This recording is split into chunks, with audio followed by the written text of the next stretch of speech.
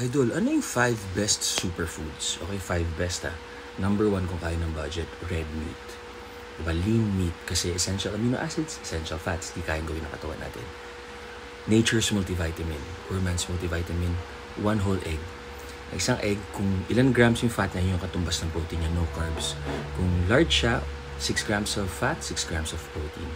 And then, para naman sa mga vegan dyan, nuts, kasi may healthy fats, tsaka may fiber and antioxidants. Para ulit sa mga vegan dyan, berries.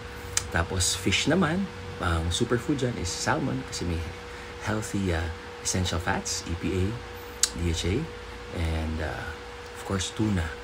And then, pero kung naka-budget tayo, avocado, tsaka itlog.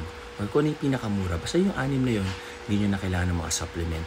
Huwag lang kayo sumobra sa calories nyo, mag-maintain kayo. Pag kulang, naka-deficit kayo, papayat kayo. Tama kayo, mali ako na siya, doctor. Do what works for you. Happy, healthy.